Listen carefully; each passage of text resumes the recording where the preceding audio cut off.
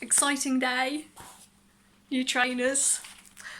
So I haven't been terribly active for the last 2 decades. Apart from dog walking, I have done precious little exercise. So I am a prime candidate for getting plantar fasciitis. I am slightly overweight. My feet will not be used to carrying me with my weight, and for the amount of exercise that I am going to have to do in order to meet my goal and run a half marathon in October. Why did I set that as a goal? I blame my mother. That's another story for another day. Anyway, so I have been out to buy some new training shoes.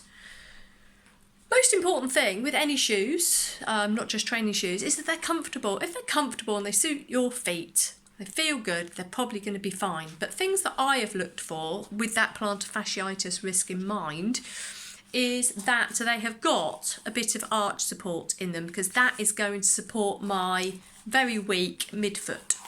Bit of arch support in there. If I put too much strain on my midfoot when my foot isn't used to it, I am going to strain the structures of the foot, and that could very well lead to plantar fasciitis or post-tibial tendon injury. Neither of which I want, because it's bloody hurt, and also it's going to muck up my training, so that would be very, very bad. Personally, I'm going to be popping into my shoe a silicone gel heel pad. Bought from Home Bargains, a couple of quid. They don't need to be expensive. I am just going to pop that in my heel. I'm quite a stiffy, and because I've had a few injuries in the past, I'm not very bouncy. As I say, I'm a little bit overweight, so that's just going to give me some cushioning as I heel strike and just stop the shock waves that are going to pass through my knees and hips and back and things and make me a bit miserable. Anyone looking for a training shoe, when you squish it, you don't want it to be able to fold in the midfoot. It needs to fold at the toe, because you need flexibility there, but you need stability in that midfoot area.